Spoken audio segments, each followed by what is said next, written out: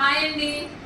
Morning ఒక video పెట్టాను కదా, చింతల్లి బట్టలు మంచిగా ఫోల్డ్ చేసుకోదని. అయితే స్కూల్కి వెళ్ళి రాగానే నేను మార్నింగ్ వీడియో అప్లోడ్ చేశానని స్కూల్కి వెళ్ళి రాగానే బట్టల మీద పడ్డది వచ్చి, అంటే నన్ను యూట్యూబ్ లో చూపిస్తావని. చూడండి ఇక్కడ కబోర్డ్స్ లో ఉన్నాయి, మొత్తం తీసి బెడ్ మీద పెట్టింది అనమాట. ఇప్పుడు అమ్మాయి గారు నించోని ఫోల్డింగ్ చేస్తున్నారు. యాక్చువల్లీ తను ఎప్పుడు బట్టలు ఫోల్డింగ్ చేయాలన్నా తను హెల్ప్ తీసుకుంటది, మమ్మల్ని అక్కనన్నా నన్నన్నా హెల్ప్ తీసుకుంటది.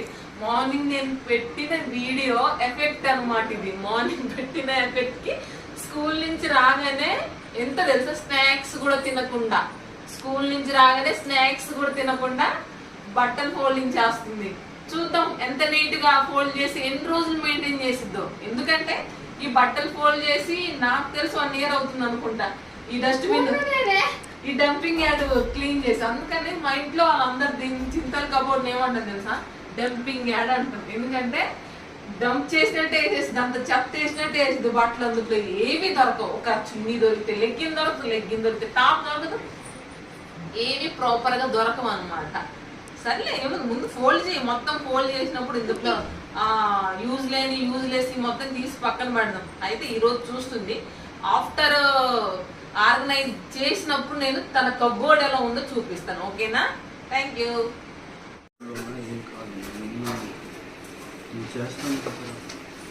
ఏది ఒకసారి అడిగాం, ఏం అడిగాం మీ డాడీని?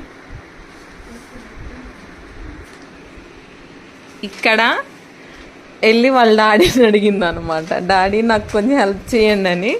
వాళ్ళ డాడీ కూతురు మీద ఉన్న ప్రేమతో అవతల రూమ్కి వెళ్ళొచ్చి పేపర్స్ తీసుకొచ్చి పెడుతున్నారన్నమాట. అది కూతురు మీద ప్రేమ అన్నమాట తండ్రికి.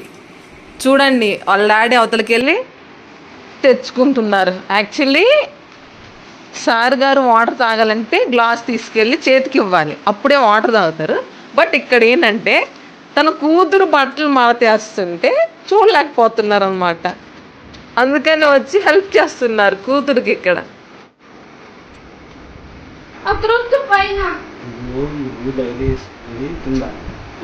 డైలీ